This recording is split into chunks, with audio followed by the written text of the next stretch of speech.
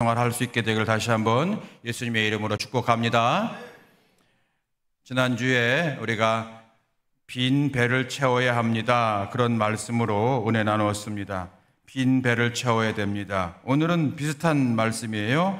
제목이 비슷해요. 빈 집을 채워야 합니다. 여러분, 지난주 말씀 설교 제목 빈 배를 채워야 합니다. 제목 기억하시고요. 또 오늘 설교 제목 빈 집을 채워야 합니다. 이 설교 제목을 여러분 기억해 주시면 감사하겠습니다. 빈 배와 빈 집 어떤 차이가 있는가 하면은, 빈 배는 지난주에 말씀드린 대로 우리 인생을 상징해요.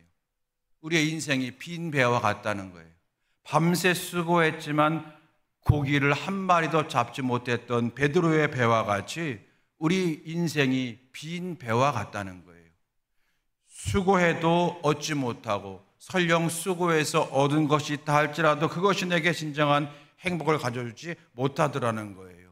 그래서 빈 배와 같은 인생인데, 그 빈 배와 같은 인생을 어떻게 그냥 놔둬야 되느냐, 그게 아니라 예수님이 베드로의 배에 올라오셔서 그 배가 변화되었던 것처럼 예수님을 내 인생으로 모시는 거예요.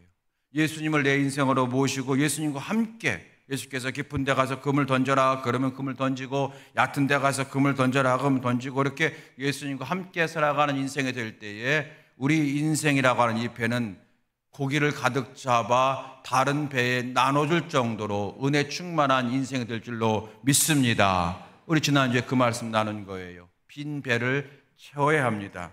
그래서 빈 배는 우리 인생을 말하는 것이고요. 그리고 오늘 빈 집을 채워야 합니다 라고 했는데, 이 빈 집은 뭐냐? 결론적으로 신앙생활을 말하는 거예요. 우리의 신앙생활.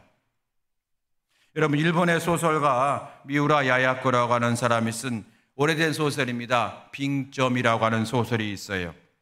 여자분들이 많이 좋아했던 책 같긴 한데, 그 책을 보게 되면 게이조라고 하는 의사가 주인공입니다.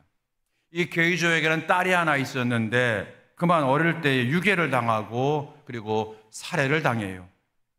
그런데 이 게이조는 이 딸이 사고를 당하고 죽임을 당한 것은 자기 아내 때문이라고 오해를 합니다. 왜냐하면 아내가 같은 병원 동료 의사와 불륜을 저지르는 바람에 딸을 제대로 돌보지 못해서 딸이 유괴를 당했다고 생각을 해요. 그리고 그래서 그때부터 이 아내에 대한 미움과 적개심과 분노, 그리고 남자 의사에 대한 질투심으로 하루하루를 힘겹게 살아갑니다. 절망과 분노로, 시기심으로, 질투로 살아갑니다. 그러던 어느 날 일이 있어서 배를 타고 어디를 가는데 큰 풍랑을 만나요. 태풍을 만납니다. 배가 난파될 정도로 큰 풍랑입니다. 많은 사람들이 거기서 다치고 심지어 죽기까지 되었는데, 이 게이조는 극적으로 거기서 다치지 않고 살아나게 됩니다. 거의 죽을 수밖에 없었던 상황을 맞이했던 거죠.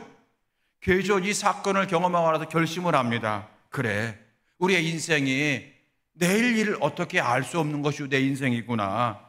이 남은 인생 얼마나 남았는지 알 수 없잖아. 내가 내일 또 태풍을 당할 수도 있고 풍랑을 받아서 내가 죽을 수 있는 거구나. 그러면서 이 게이조의 마음속에 남은 인생 미움이나 분노로 살아가지 말자, 사랑하며 살자, 이해하며 살아가야 되겠다, 그렇게 굳게 다짐하고 결심을 합니다. 그런데 얼마 지나지 않아서 게이조는 다시 예전처럼 돌아가요. 예전의 마음으로 아내를 볼 때마다 미움이 가득하고 분노가 치밀어 세상적 어떤 그런 원망으로 가득해요.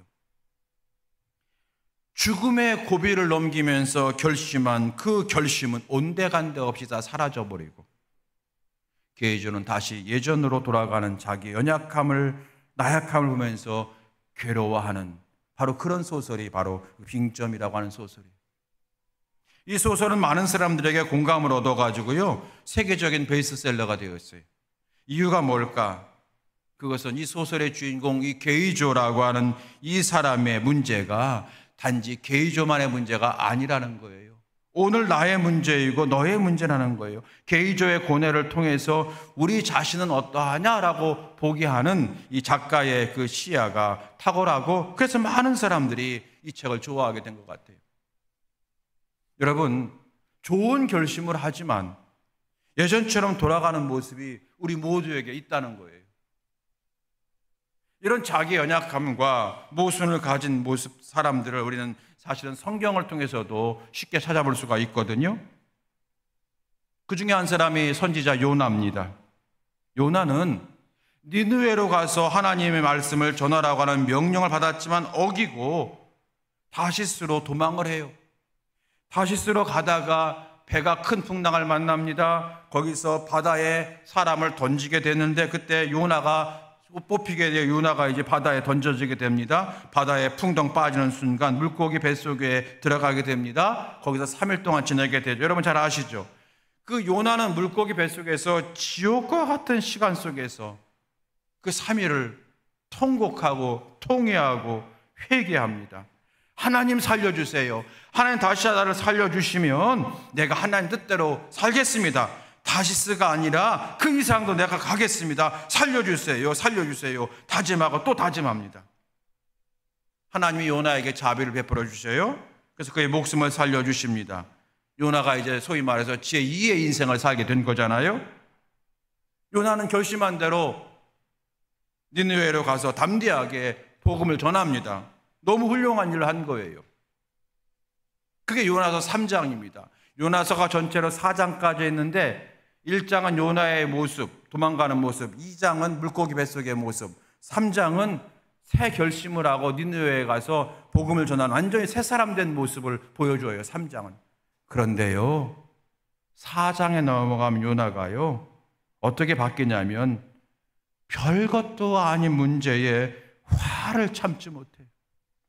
별것도 아닌 문제에 화를 참지 못하고 하나님 왜 그럽니까? 하나님 계신 거 맞습니까? 하나님 일하는 방법 나 마땅하지 않습니다. 왜 이렇게 합니까? 하나님 살아계시다 왜 이렇게 합니까? 하나님께 불평과 분노를 막 터뜨리는 모습이 요나서 4장인 거예요. 아니 물고기 뱃속에서 그렇게 회개하고 다짐을 했건만 예전의 모습으로 돌아가는, 즉 변화되지 못하는 모습이 바로 요나서의 모습을 통해서 우리가 볼 수가 있다는 거예요. 사랑하는 성도 여러분, 여러분은 어떠십니까? 왜 우리는 변화되지 못할까요? 왜 저는 변화되지 못할까요? 왜 여러분은 변화되지 못할까요? 우리가 회개하고 날마다 좋은 결심을 하는데 말입니다. 왜 자꾸 우리는 예전처럼 돌아갈까요? 우리가 은혜 받고 결심을 합니다. 하나님 말씀대로 살 거야. 하나님 뜻대로 살아야지. 그런데 여러분 왜 우리는 곧 얼마 되지 않아서 작심삼일이라고 해야 되나요? 왜 우린 예전의 모습으로 다시 돌아가기를 수십 년 반복할까요? 심지어는 이전보다 더 나빠지기도 하고요. 왜 그럴까요? 여러분 이대로 그냥 사시겠어요? 오늘 성경은 그에 대한 한 가지 답을 주고 있어요. 오늘 본문의 말씀 보면 예수께서 설교하시다가 비유로 하신 말씀이에요. 한 사람이 있었는데 그 사람이 귀신 들렸다. 귀신이 늘 괴롭혔는데 어떤 연유인지 귀신이 그 사람에서 나왔어. 그런데 귀신이 떠돌다가 다시 그 사람을 만나게 되었고 그 사람 안으로 또 들어갔어. 바로 그 얘기를 하셨어요. 43절, 44절 말씀이거든요. 한번 보실까요? 제가 다시 한번 읽어드릴게요. 더러운 귀신이 사람에게서 나갈 때, 여러분 여기 잠깐요. 왜 귀신을 더러운 귀신이라고 하나요? 귀신은 목욕을 안 하나? 왜 더러운 귀신이에요? 삶을, 귀신은 우리 인생을 더럽게 만들어요. 그래서 더러운 귀신인 거예요. 할렐루야. 우리 인생을 더럽게 만들어. 우리 인생을 가치 없게 만들고 정말로 작게 만들고 다른 사람을 해하게 만들고 자기 구실을 못하게 만들어요. 그래서 더러운 귀신이라고 하는 거예요. 다시 여러분, 더러운 귀신이 사람에게서 나갔을 때에 물 없는 곳으로 다니며 쉬기를 구하되 쉴 곳을 얻지 못하고 이에 이르되 내가 나온 내 집으로 돌아가리라 하고 와보니 그 집이 비고 청소되고 수리되었거늘. 아멘. 여러분 이 말씀을, 시점을 귀신이 나왔는데 다시 보니까 그 집이 청소되었다, 이 말이 아니라 이렇게 해석해 하셔야 돼요. 한 사람을 괴롭혔던 더러운 귀신이 그 사람에서 나오게 된 거예요. 근데 이 사람이 이렇게 말합니다. 내가 나왔던 그 집으로 다시 돌아가리라. 일단 여러분 집으로 생각하세요. 집. 내가 나온 그 집으로 돌아가리라. 왜 다시 들어가나? 언뜻 생각하면 그 집이 이 귀신이 살 만큼 더럽고 죄가 많고 엉망으로 사는 사람이었나 생각할 수가 있어요. 그러니까 다시 들어가죠. 그런데 그게 아니에요. 오늘 말씀 보니까 귀신이 들어온 이유가 왜 그러냐면 그 집이 비고 청소되고 수리되었기 때문이라는 거예요. 여러분, 여기 집이라고 하는 건 뭘 상징한다고 말씀드렸어요? 사람의 마음이에요. 사람의 신앙생활, 우리 마음이에요. 그러니까 이 사람이 예전에는 죄 짓고 엉망으로 살았어요. 그래서 귀신이 그 마음에서 활개를 친 거예요. 그런데 이 사람이 마음이 깨끗해졌어요. 이렇게 살면 안 되겠다 결심을 했어요. 즉 수리가 되고 청소된 거예요. 하나님 믿고 은혜 받고 회개하고 새롭게 살기를 결심한 거죠. 그래서 귀신이 도저히 살 수가 없어. 그래서 귀신이 쫓겨난 새 심령이 되었다는 거예요. 예전에는 귀신에게 시달렸던 사람이었는데 이제는 귀신도 떠나고 깨끗한 상태, 주의 은혜로 회개하고 좋은 결심하고 깨끗한 그러한 심령 상태가 되었다는 거예요. 그래서 비고 청소되고 수리된 집이라는 거예요. 아니, 다시 청소되고 수리된 집이라는 거예요. 그런데 이 귀신이 어떻게, 아니 더러운 귀신은 더러운 곳에 가야지, 죄가 많은 곳에 들어가야지, 왜 깨끗하게 청소되고 수리된 그 마음에, 그 심령에 들어가냐는 얘기예요. 여기 핵심이 어떤 단어냐면 44절 맨 마지막에 이렇게 기록하고 있어요. 그 집이 비고, 이거예요. 그 집이 비었대요. 깨끗한 집은 되었는데 빈집이 되었대요. 그 마음의 집이 비어있는 것을 보고 자기보다 더 악한 7귀신을 데리고 들어갔다, 성경은 나와 있어요. 7귀신이니까 더 악화가 되었다는 거예요. 여러분, 여기서 비었다고 하는 건 뭐예요? 주인이 있다 없다? 주인이 없다는 거예요. 여러분, 오늘 주님께서 왜 이 비유를 하셨을까? 우리에게 무엇을 가르쳐 주기 위함일까요? 첫 번째는 유대인들에게 한 경고입니다. 오늘 하나님께서, 예수께서 이 말씀하실 때는 그러한 바리새인과 서기관들을 지적해서 하신 말씀 가운데 했던 설교거든요. 다시 말하면 유대인들이 하나님의 택한 백성이 되었어요. 율법을 가진 자가 되었어요. 십계명을 아는 자가 되었습니다. 기도가 뭔지 알고 예배가 뭔지 아는 백성이 되었습니다. 즉 청소되고 그리고 수리된 심령이 되었다는 거예요.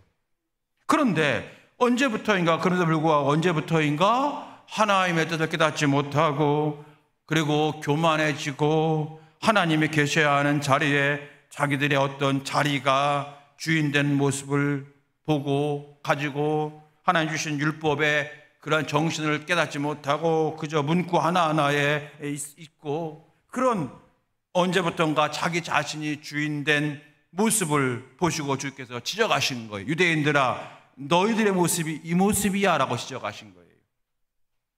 그래서 유대인들이 예수님을 알아보지도 못하고 도리어 배척하고 죽이려고까지 했던 거잖아요. 이전보다 더 악화된 겁니다. 이 유대인들에 대한 지적인 거예요. 너희들의 신앙생활이 지금 그렇다는 거예요. 그런데 오늘 이 말씀은 단지 그 당시 유대인들에게만 해당되는 말씀이 아니겠죠. 오늘 우리에게 주는 말씀이겠죠. 다시 말하면 이러한 일들이 오늘 저 가운데 있을 수가 있고요, 여러분 가운데도 있을 수가 있다는 걸 지적하신 거예요. 여기 귀신 나왔다가 다시 들어갔다 하는 사실은 문자 그대로 해석할 수도 있어요. 왜냐하면 제가 목회하다 보니까 목회 현장에서 그런 일을 종종 많이 경험을 하거든요. 많이 했거든요. 귀신 들린 사람들 많이 고쳐주기도 했고 쫓아내기도 했거든요. 그런데 오늘 말씀은 그런 귀신을 쫓아낼 때 이렇게 쫓아내라 그런 말씀이 아니라, 말씀드린 대로 귀신이 들어갔다가 나온 것은, 이렇게 할게요. 귀신이 들어왔다가 나간 것은, 제가 귀신 들어갔다 나갔다 하는 것은 이런 거예요. 내가 회개했다는 거예요. 내가 은혜 받았다는 거예요. 내가 예수님 영접했다는 겁니다. 내가 예수님의 자녀가 되었다는 거예요. 그렇게 해석할 수가 있는 거예요. 그런데 중요한 것은 내가 은혜 받고 회개하고 결심을 했지만 여전히 나는 변화되지 못한 모습을 가지고 살더라는 거예요. 오늘 이 말씀에 의하면 어쩌면 내 마음이, 내 심령이, 제가 청소되고 수리가 되었지만 제 인생 마음의 주인이 없어서 언제든지 사단이 나를 공격할 수가 있다는 걸 오늘 말씀하고 있는 거예요. 이해되시겠습니까? 이해되시겠죠? 저는 이 부분에서 오늘 각자 우리 자신을 돌아보자고 조심스럽게 권면을 드리고 싶습니다. 또 오늘 저에게도 주는 말씀이고요. 오늘 말씀처럼 집이 청소되고 수리된 거 좋은 거예요. 청소되고 수리된 거 너무나 좋은 거지만 청소되고 수리된 것만으로는 위험하다는 것을 우리가 먼저 알자는 거예요.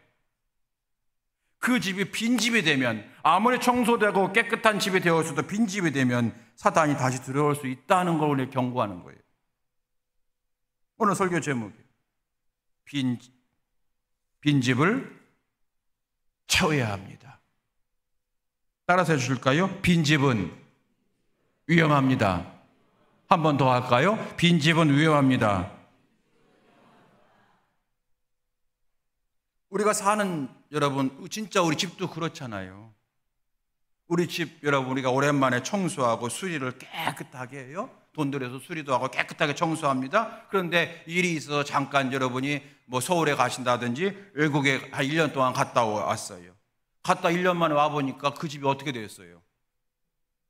오랫동안 1년 동안 비워두었더니 다시 더러워지고 막 거미줄이 쳐지고 막 그 화장실에 벌레가 돌아다니고, 아우 생각만 해도 끔찍하네, 그죠?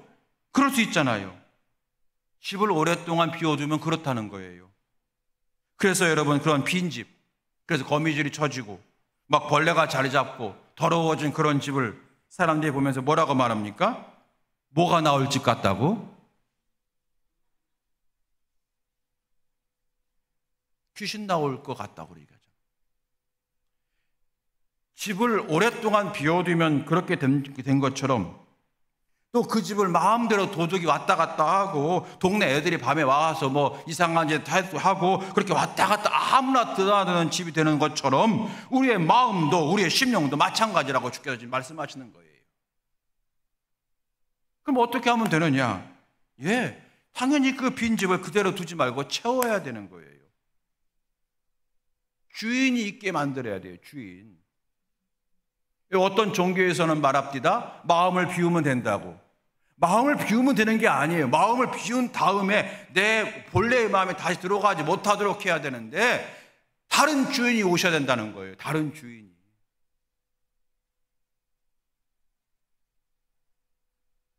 그래서 빈집을 채우라는 거예요. 자, 여러분, 여기 집은 우리의 마음이라고 그랬어요. 조금 더 결론적으로 말하면 우리 신앙생활이라고 그랬습니다.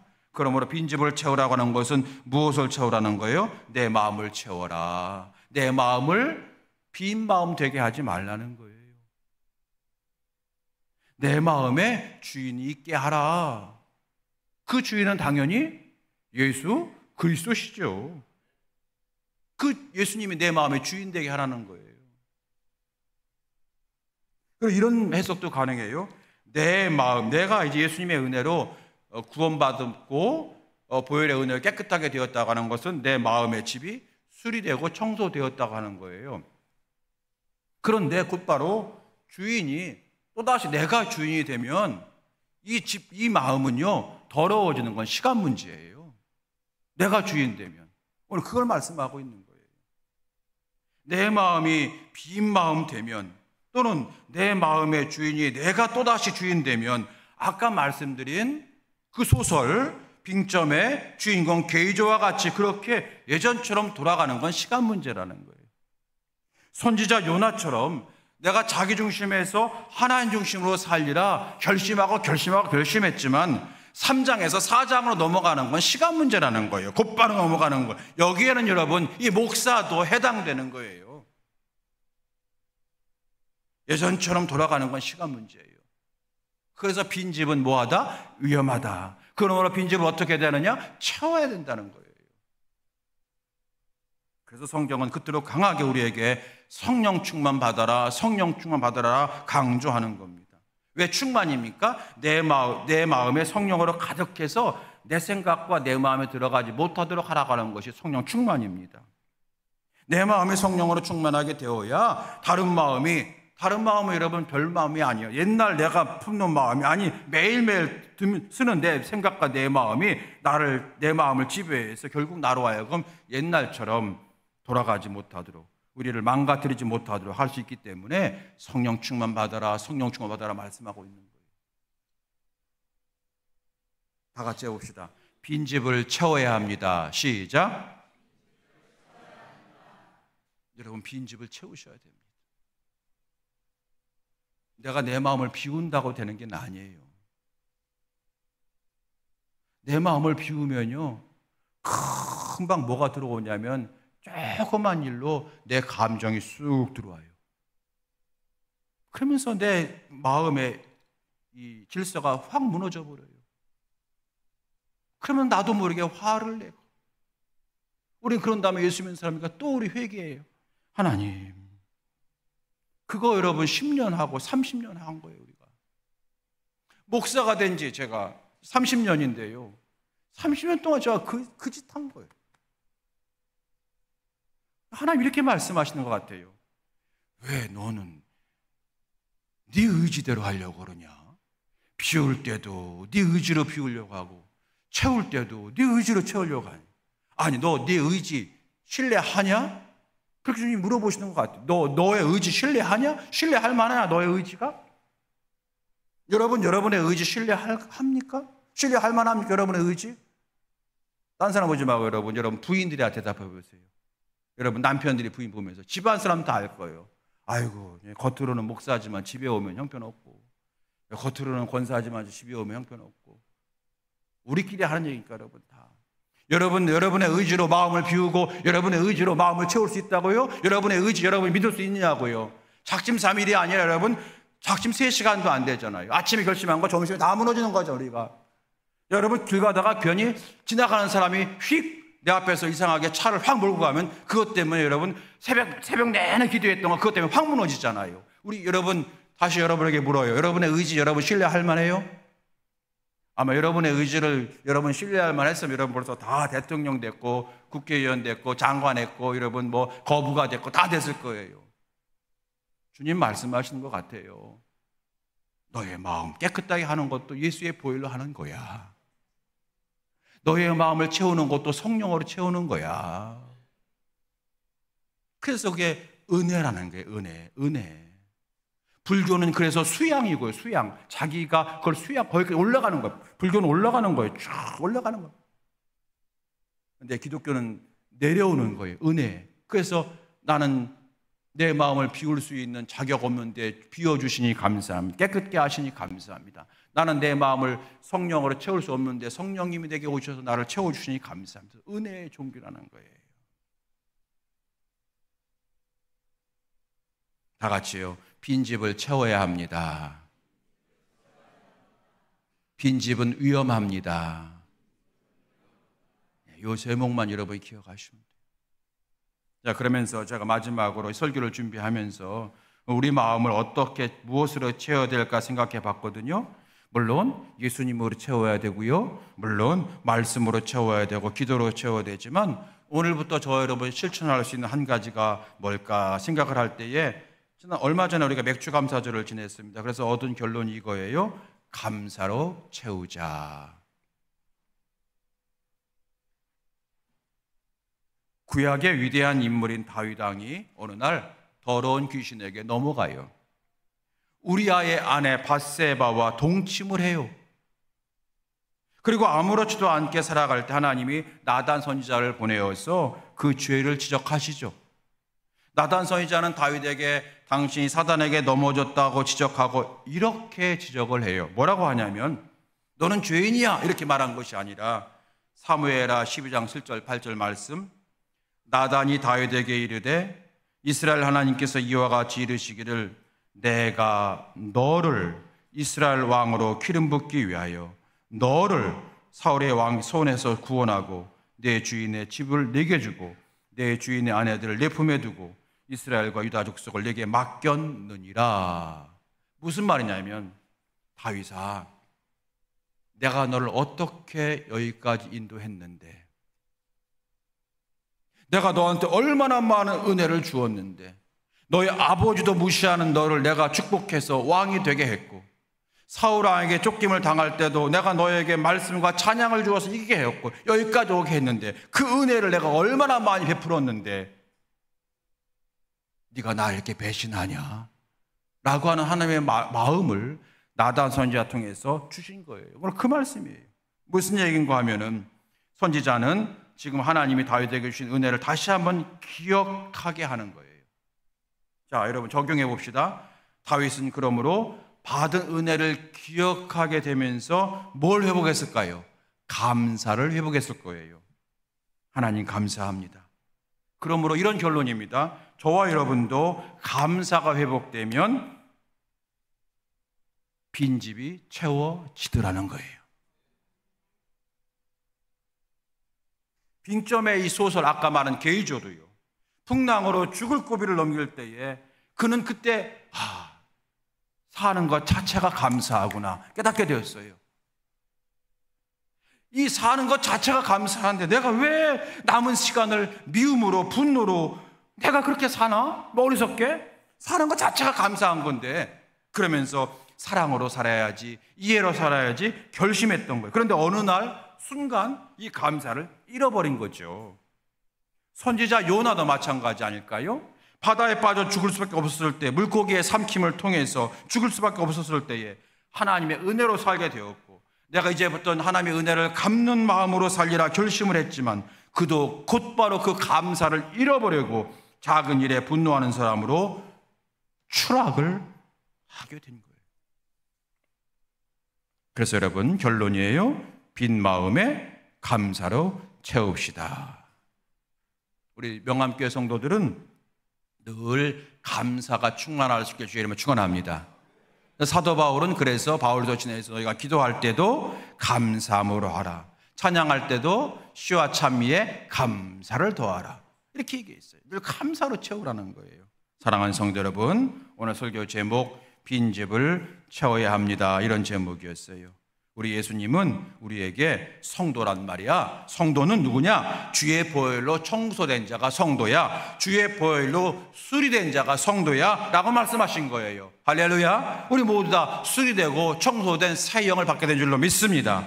그런데 내가 수리되고 청소된 내 심령에 예수님을 주인으로 모시지 않으면 우리는 곧바로 넘어지게 되어 있다는 교훈인데, 우리 이건 정말로 여러분 더 이상 말이 필요 없을 정도로 우리의 모든 경험이잖아요. 이제부터 예수님을 내 마음에 채워야 되는데, 말씀으로 채워야 되는데, 이게 좀 약간 좀 형이상학적이란 말이에요. 예수님을 채우는 게 뭘까? 말씀으로 채운다 그럼 내가 걸어가면서 말씀을 외워야 된다는 말인가? 너무 우리가 좀 약간 알듯하면서 조금 애매모호한단 말이에요. 그럴 때 여러분, 그냥 저 부족한 종을 통해 주신 말씀을 기억하시면서, 아 그렇구나, 예수님을 내 안으로 채우는 거 한 가지가 바로 이거구나, 감사로 채우는 거구나, 감사로 채우는 거구나, 오늘부터 감사하리라. 여러분, 감사는 할 수가 있잖아요. 길 가면서도 감사할 수 있고 아침에 일어나도 감사할 수가 있고, 이것이 감사는 여러분 장로님 아니고 권사님도 할 수 있고, 권사님 아니고 집사님도 할 수가 있고, 아니 오늘 처음 교회 나오면 할 수가 있잖아요. 길 가면서 예수님 감사합니다, 운전하면서 감사합니다 할 수 있잖아요. 아멘. 한번 해보자는 거예요. 이 감사를 한번 채워보자는 거예요. 하나님께서 그럼 놀랍게 역사할 줄로 믿습니다. 말씀 마칩니다. 지난주일 말씀 나눈 것처럼 우리 빈 배와 같은 내 인생의 배를 예수님과 함께 동행하는 배가 되어 만선의 은총을 누리는 우리 모두가 되어지길 주의 이름으로 축원합니다. 오늘 말씀 붙드시고 내 신앙생활이 빈집되지 않게 하십시다. 말씀으로 채우고 특별히 감사로 채워서 날마다 은혜가 충만한 성도, 기쁨의 신앙생활을 하는 제가 되고 여러분 되고 우리 명함의 모든 성도 다 되고도 남을 수 있게 되기를 예수님의 이름으로 축원합니다. 저를 따라서 해주십시다. 빈 배를 채웁시다. 시작. 빈 배를 채웁시다. 오늘 설교 제목 시작. 빈집을 시작. 빈집을 채웁시다. 빈 배를 채웁시다. 빈 집을 채웁시다. 빈 배를 채웁시다. 빈 집을 채웁시다. 여러분 잊지 않으실 것 같아요. 우리 다 머리 좋으시니까 빈 배를 채웁시다. 빈 집을 채웁시다. 빈 배는 위험합니다. 빈 집도 위험합니다. 할렐루야. 아멘. 오늘 이 마음이 여러분의 마음이요 저의 마음이 되어서 어떻게든 우리를 행복하게 하시고 어떻게든 우리를 멋진 인생 되게 하시려고 하는 주님의 간절한 이 말씀을 여러분 꼭 기억하시고 주의 은혜 안에서 승리할 수 있게 되길 주의 이름으로 축원드립니다. 함께 찬양하고 함께 기도